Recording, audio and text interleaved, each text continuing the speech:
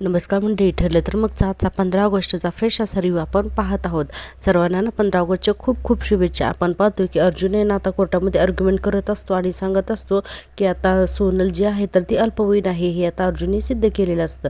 आता आपण पुढे पाहतोय, अर्जुन आता कोर्टामध्ये सांगतो की त्यानंतर मी वडगावला सोनलच्या खऱ्या आईबाबांपर्यंत ना भेटण्यासाठी गेलो होतो म्हणून. त्यावेळेस मला असं समजलं की सोनलच्या खऱ्या आईवडिलांनी ना त्यांचं घर कायमचं सोडून दिलं आहे वडगावमधलं, आणि ते आता कुठे आहेत हे कोणालाच माहिती नाही आहे. पण मिलन आम्हाला ना त्या गावामध्ये एक माणूस भेटला आणि त्या माणसानेच आम्हाला सांगितलं.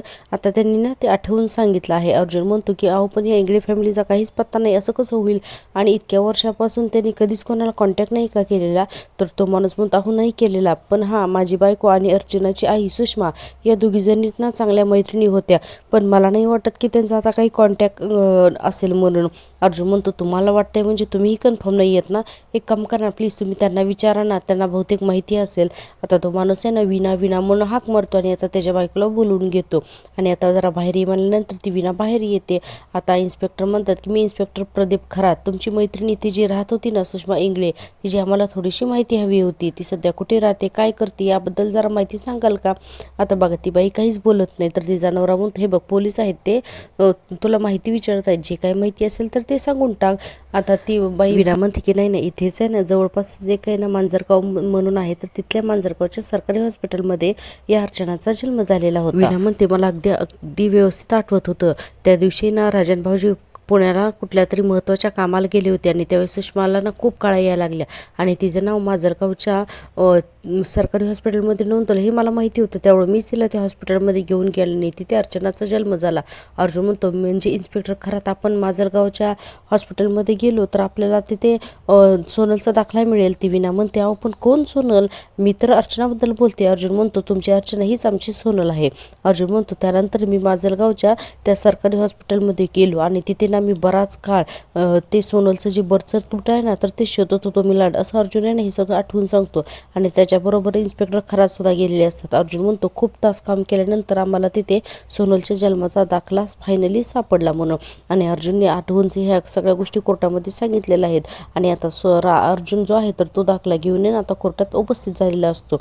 आणि अर्जुन आता जज साहेबांना दाखवतो आणि म्हणतो की मिलाड हे त्या सोनलचं बर्थ सर्टिफिकेट यावरती क्लिअर लिहिलेलं आहे की तिची बर्थ डेट ही 2 मे 2005 ही आहे. म्हणजेच ही सोनल जी आहे तर ती 2 मे 2008 साली 3 वर्षाची होती, ज्यावेळेस ना ती जत्रेमध्ये हरवली होती.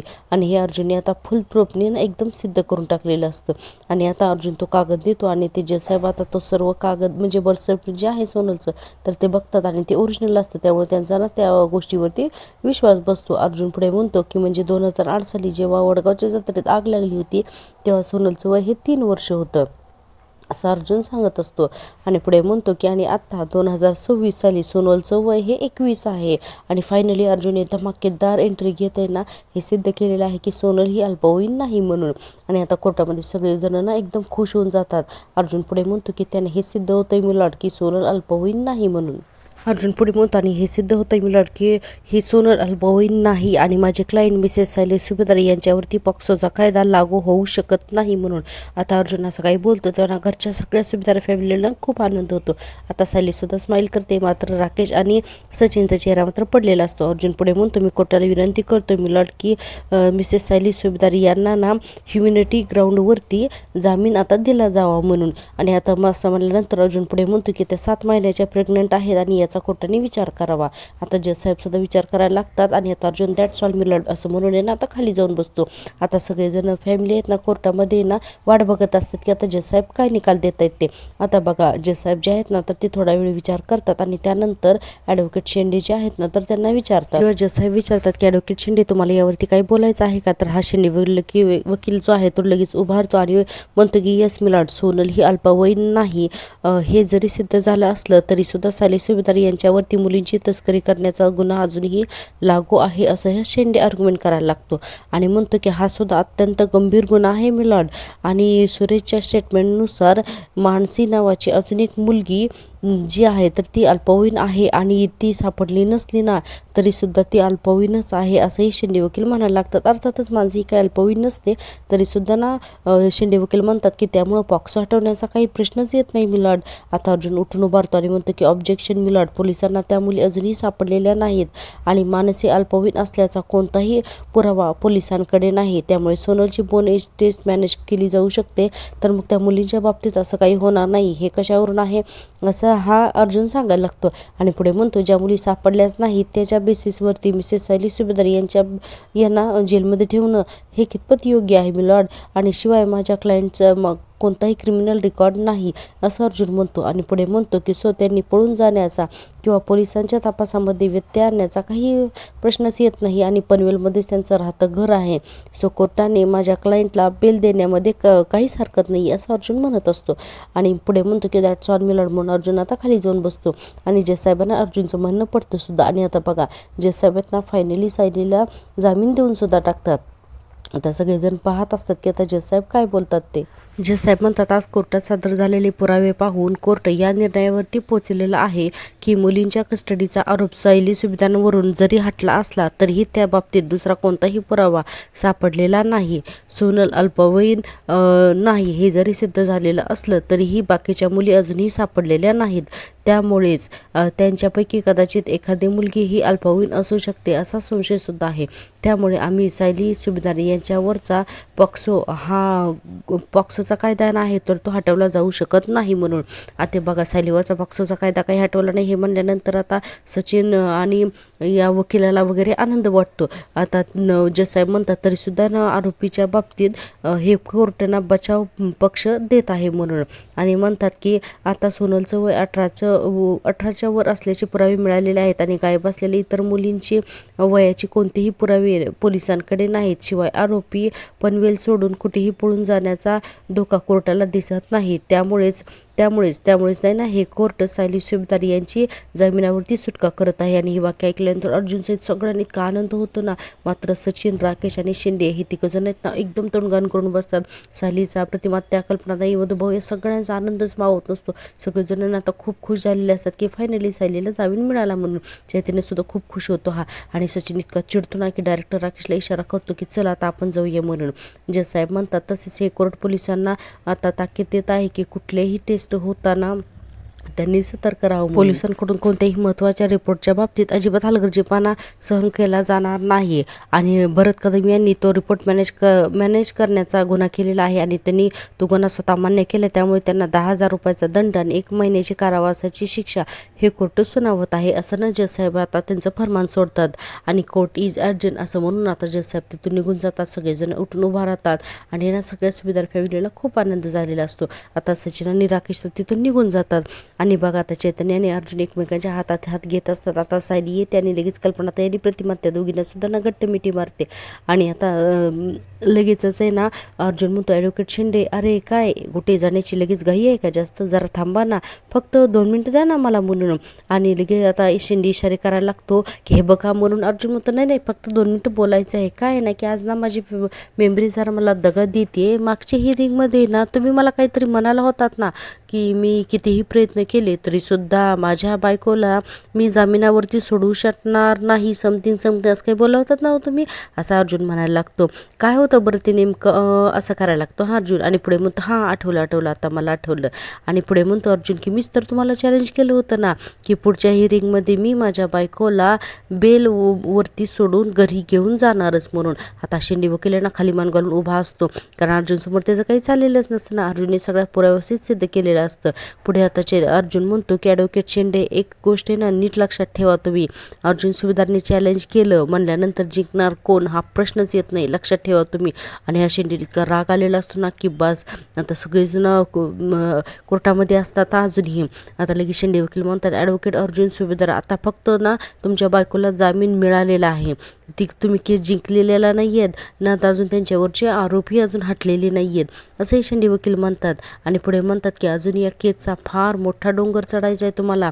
अर्जुन म्हणतो माझ्या बायकोसाठी कोणताही डोंगर न चढायला मी तयार आहे म्हणून.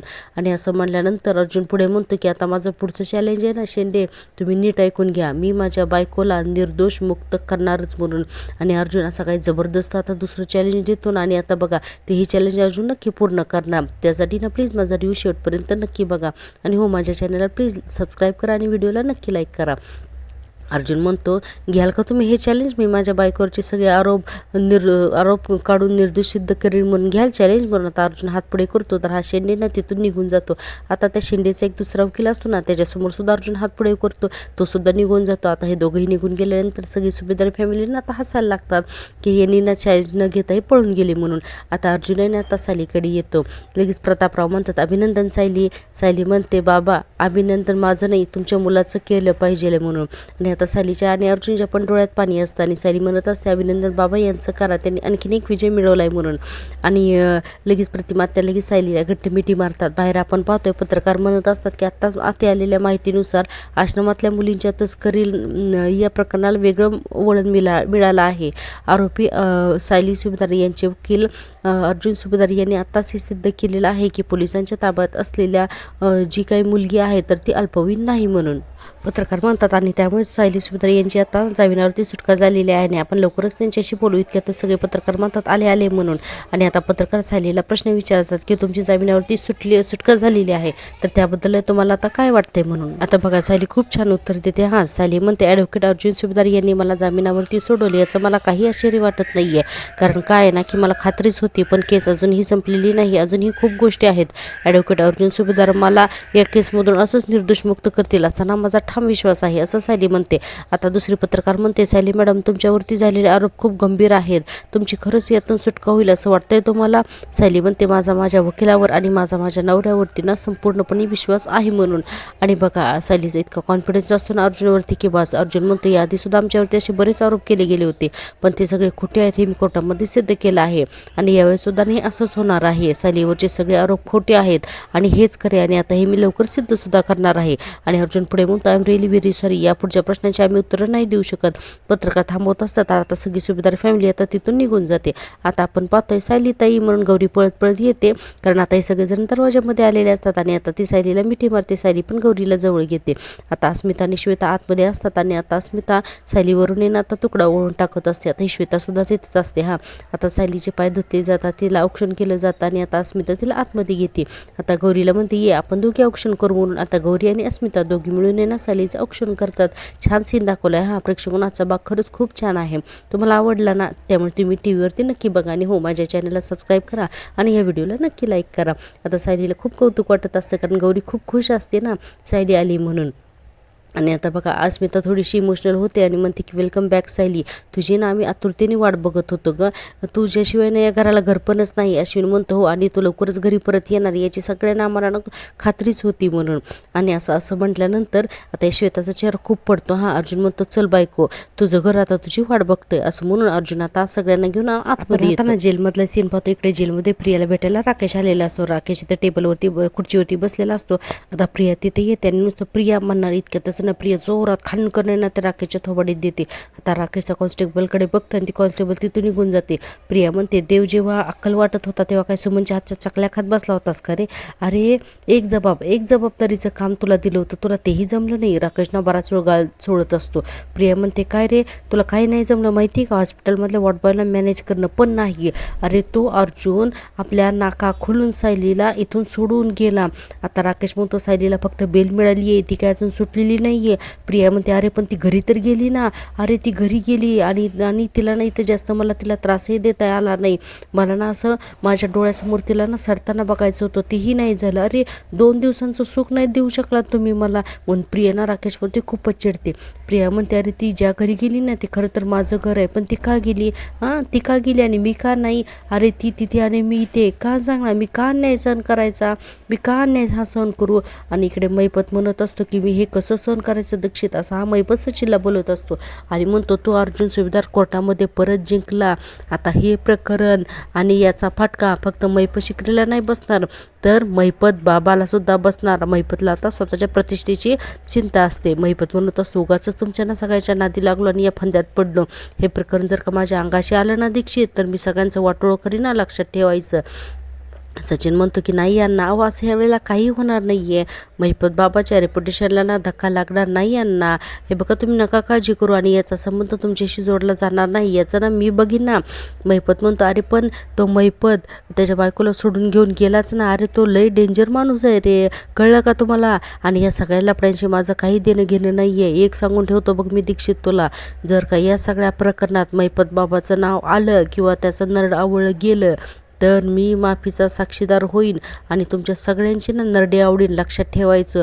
आता ना महिपत चांगलीच धमकी देतो या. सचिन म्हणतो अण्णा तुम्ही फक्त मलाच का बोलताय? अहो त्या राकेशच्या बिंडोकपणाचं काय? आणि प्रियासुद्धा चुकलीच आहे की. इकडे राकेशचा ना पुन्हा एकदा कॉलर पकडते प्रिया आणि म्हणते की काय म्हणालास, माझी पण चूक झाली. हां काय चुकले रे मी, हां काय चुकले मी, बोल बोल काय चुकले मी. आता त्या राकेशला ना असा गळा पकडते. राकेश म्हणतो ए सोड मला, म्हणून स्वतःचा शर्ट सोडवतो आणि म्हणतो तूच म्हणाली होतीस ना मला की अर्जुनला वडगावच्या सगळ्या गोष्टी खऱ्या खऱ्या कळल्या पाहिजेत. तो सुरेश आणि तो फेक इन्स्पेक्टर यांचं पितळ उघडं पडेल हे तूच म्हणाली होतीस ना. प्रिया म्हणते हो म्हणाले होते. राकेश म्हणतो मग काय? अरे त्याच तर इन्फॉर्मेशनचा वापर करून राकेश वडगावपर्यंत पोहोचला आणि त्यांनी सोनलच्या सगळ्या डिटेल्स काढल्या ना. आणि पुढे मग राकेश म्हणतो की त्याला जर का वडगावबद्दल कळलं ना तर हे सगळं घडलंच नसतं. प्रिया इतकी चिडते ना आणि म्हणते अक्कल शून्य, ते अक्कल शून्यच राहणार आहेस तू. अरे बावळट माणसा, तो फेक इन्स्पेक्टर आणि तो सुरेश हे सोनलला आश्रमात आणायला गेले. त्या दिवशी जर का पकडले गेले असते ना तर सायलीच्या जागी तू आणि सचिन इथे जेलमध्ये असतात. तुम्हाला कळतंय का हा प्लॅन काय होता ते? महिपत तिकडे म्हणत असतो की सगळ्याची ना राख होणार आहे आणि त्याच्या आधी सगळ्यात अगोदर हा महिपत बाबा जळून भस्म होणार. पण मी हे होऊ देत नसतो दीक्षित. आता सचिन म्हणतो की असं होणारच नाही अण्णा. अहो हा फक्त एक छोटासा सेटबॅक आहे. अहो सायली अजून निर्दोष सुटलेली नाही अण्णा. आणि सचिन पुढे म्हणतो की जोपर्यंत आपण आपली एकी शाबूत ठेवतो ना तोपर्यंत असे अनेक प्रॉब्लेम आपण सहन करू शकतो अण्णा. पण आपण एकत्रच राहायचं अण्णा आणि एकत्रच त्या अर्जुन आणि सायलीला ना आयुष्यातून उठवायचं, असा सचिन म्हणत असतो. आता बघा इकडे महिपतला ही काही सगळं आवडत नसतं. आपण आता पाहतोय पुन्हा सुभेदारांच्या घरातला सीन. गौरी म्हणत असते अगं सायली ते आता तुम्हाला कुठे सोडून नाही ना जाणार. सायली म्हणते की नाही बाळा मी तुला कुठे सोडून जाणार नाही. आणि गौरी म्हणतो गौरी मी तुझ्या सायली ताईला कुठेही जाऊ देणार नाही हा म्हणून. आणि आता कल्पनाताई म्हणतात की सायली आता कुठे ना घराला जर असं गरपण आलंय ग, तो नव्हतीस ना तर अगदी चेन पडत नव्हती ग घरामध्ये. आणि बघा आता सगळेजण सुभेदार फॅमिली खूप खुश असतात सायली आली म्हणून. प्रतिभा त्या म्हणतात हा काळ तुझ्यासाठी केवढा अवघड असेल ना ग सायली, आता जरा आराम कर. हां किती अशक्त झालीस बघ बरं, तिथं नीट खातपीत सुद्धा नव्हतीस ना तू. सायली म्हणते आई अगं मी फक्त 2 दिवस इथं नव्हते, अशक्त कशी दिसेन सांग बरं. प्रतिमा त्या म्हणतात आईची नजर कशी असते नाही आता तुला थोड्याच महिन्यात कळेल हा सायली. असं म्हणल्यानंतर प्रतिमा त्या म्हणतात पण सायली तुझा चेहरा अगदीच कोमेजलाय. हे बघ तू आता घरातल्या कुठल्याही कामाला अजिबात हात लावायचा नाहीस हां. आणि पुढे प्रतापराव म्हणतात की सायली आता ना तुझं काही खरं नाही बरं का, आता या दोघीजणी मिळून तुला सक्तीची विश्रांती घ्यायला लावतात की नाही बघ म्हणून. आता सगळेजण हसायला लागतात. चैतन्य म्हणतो हो ना खूप काळजी घेणार आहेत सगळेजण तुझी. सायली आज तुझी इतकी सगळी काळजी घेणार आहेत ना की आमच्याकडे कोणी बघणार सुद्धा नाही आहे. आधीच आम्हाला असं कोणी भाव देत नाही आणि त्यात आम्ही चक्कर येऊन जरी पडलो ना तरी आमच्याकडे कोणी लक्ष देणार नाही, असं चैतन्य म्हणून हसत असतो आता सगळेजण. आणि चैतन्य म्हणतो तुला साधी उचकी लागली ना तरी पाणी घेऊन पडतील. आणि अश्विन म्हणतो आणि दादा तर त्या 10 जणांना ढकलून पुढे जाऊन तुला पहिल्यांदा पाणी देईल. आता सगळेजण खूप हसत असतात. अस्मिता पण तेच चला आता अर्जुन आपल्याला फायनली घरात दिसला नाही तर तो इतके दिवस आपल्याला घरात दिसला सुद्धा नाहीये. सायली म्हणते अगं माझ्यासाठीच तर पुरावे गोळा करत फिरत होते ना ग ते. अस्मिता म्हणते अगं माहिती ग मला, मी गंमत केली. सायली म्हणते पण खरंच या सगळ्या कठीण काळामध्ये तुम्ही माझ्यासोबत ज्या प्रकारे खंबीरपणे उभे राहिलात ना त्यामुळे ना मला खूप उमेद आली, असं सायली म्हणते. आणि बघा आपण पाहतोय की सायली आणि अर्जुन फक्त एकमेकांकडे बघत असतात. इकडे राकेश म्हणत असतो की हे बघ प्रिया जे झालं ते झालं, आता पुढे काय करायचं ना ते सांग तू.